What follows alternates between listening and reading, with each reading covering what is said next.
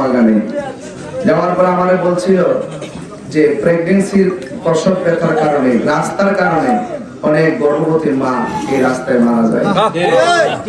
ইচ্ছা করে তারা যে কোনো মুহূর্তে চিকিৎসার ওখান থেকে যাইতে সোনারঘাট 2 ঘন্টা সময় লাগে, রাস্তার কারণে তারা যাইতে পারে না। আমরা একটু কিছুদিন আগে এসেছিলাম, এসে প্রত্যেকটা ব্যবসায়ী ভাইয়ের সাথে আমি দেখা করেছি, হাত মিলিয়েছি, দোয়া চেয়েছি। আজ আবার নির্বাচন খুব সন্নিকটে, কয়েক দিন মাত্র। অনেক ব্যস্ততার ভিতরে আপনার মাশাআল্লাহ তাদেরকে আমরা সিলেক্ট করেছি এখানে আসার জন্য। আমরা পথসভার একদম ধীরে ধীরে শেষ দিকে যাচ্ছি। শুধু একটা কথা বলে যাই, আমার পূর্বে আলোচকগণ ভোট চেয়েছেন, আমি অনেক বক্তব্য দিয়েছি। ইতিমধ্যে বক্তব্যগুলো আপনারা ঘরে শুয়ে শুয়ে আপনারা মোবাইলে শুনেন। আমার কথা হলো, এই পৃথিবীতে কেউ থাকবে না। মানুষ যখন চলে যায় তার আমলনামার দরজা বন্ধ হয়ে যায়। যখন সরকারে ইয়ে করে মানুষের কল্যাণে কাজ করে, এটা খবরের অটোমেটিকলি চাইতে থাকে সবটা। এই জন্য যারা রাজনীতিবিদ, যারা সমাজের প্রতিনিধি হবেন, আপনাদের দায়িত্ব হলো জনগণের কল্যাণে কথা বলা। আপনার দায়িত্ব হলো জনগণের নিরাপত্তার স্বার্থে কথা বলা। আমরা দেখেছি যখনই কেউ ক্ষমতায় আসে, ক্ষমতা অপব্যবহার করে, প্রতিপক্ষকে মামলা হামলা চড়ায় দেয়। আমার কথা হলো, যদি আপনারা আমার নির্বাচিত করেন, যারা বিনা অপরাধের জেলে আছে, আমি ইনশাল্লাহ আমি তাদেরকে জেল থেকে ছুটায় আনার জন্য সর্বোচ্চ চেষ্টা করব। আমি চাই না করে নির্দোষ জেলে থাকুক। আমি চাই না ভুয়া মামলায় কেউ আটক হোক। আমি চাই না প্রতিহিংসার বশবর্তী মামলায় জড়িয়ে তার আপনজন সন্তান আদি করে লেখাপড়া করে ধ্বংস হয়ে যায় যখন এই রাজনীতি সূত্রদের প্রতিহিংসার মিথ্যা মামলা দেওয়া হয়। আমি চাই এই সমস্ত মামলাগুলো পর্যন্ত নিষ্পত্তি করা।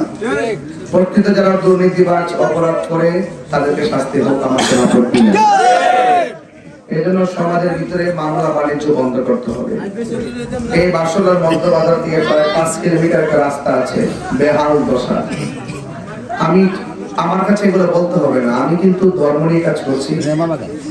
আমি গিয়ে আসছিলাম কয়েকদিন গিয়ে বাজার দিয়ে রেমা বাগানে, যাওয়ার পর আমারে বলছিল যে প্রেগন্যান্সির প্রসব ব্যথার কারণে রাস্তার কারণে অনেক গর্ভবতী মা এই রাস্তায় মারা যায়।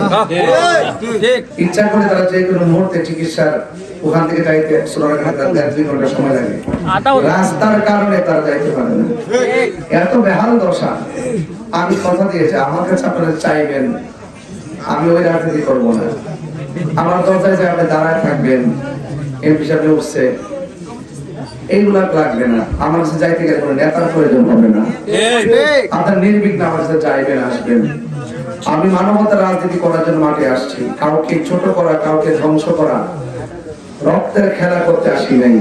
আমি আসছি ইনসাফ ভিত্তিক সমাজ কায়েম করার জন্য, যেখানে হিংসা থাকবে না, নিন্দা থাকবে না, কোনো ধরনের মারামারি কাটাকাটি থাকবে না।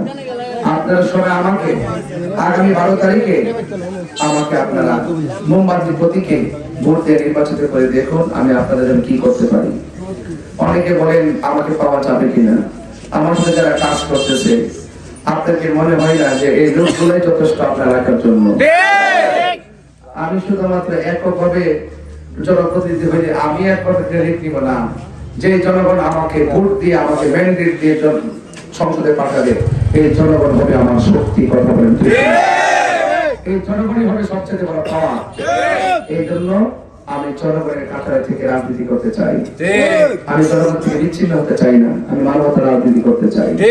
আপনারা আমাকে দয়া করে আগামী 12 তারিখে মোমবাতি মাঠে ভোট দিয়েন, জয়যুক্ত করেন। জীবনে অনেক ভোট দিয়েছেন, আপনারা আমাকে রাখবেন। দেখেন একটু ঠিক করি। আমি দীর্ঘদিন ধরে সনাতন ধর্মীদেরকে নিয়ে সংস্কৃতির কথা বলেছি। আমি বলেছি হিন্দু মন্দিরে যাবে, বৌদ্ধ পেগোড়ায় যাবে, খ্রিস্টান গির্জায় যাবে, মুসলমান মসজিদে যাবে, সবাই মিলেমিশে এই দেশে বাস করবে। স্বাধীনতার যুদ্ধে সবার গুরুত্বপূর্ণ দায়িত্ব ছিল, কথা বলে অবদান ছিল। এই জন্য দল মত ধর্মবর্ণ নির্বিশেষে সকলে আমরা সম্প্রীতির মাধ্যমে বাসুল্লাহকে সাজাবো। শুধুমাত্র তাই নয়, চোরারঘাট মাধবপুরকে সাজাবো। এমন একটা চোরারঘাট মাধবপুর আমি সাজাতে চাই যেন সারা বাংলাদেশের মডেল হতে পারে চোরারঘাট মডেল। আপনার কি বিশ্বাস হয় না যে আমি পারবো ইনশাআল্লাহ? আমি মুখে বলি না, আমি হৃদয় থেকে কথা বলি, আমার কলিজার ভিতর থেকে কথা বলি। আমি প্রচারণা করতে আসি নাই, আমি নিতে আসি নাই, আমি দিতে এসেছি। আপনাকে বানিয়ে দেখুন, রাষ্ট্রের যতগুলো বাজেট আসবে আপনারা বিল বোর্ডে টানিয়ে টেনে দেখবেন।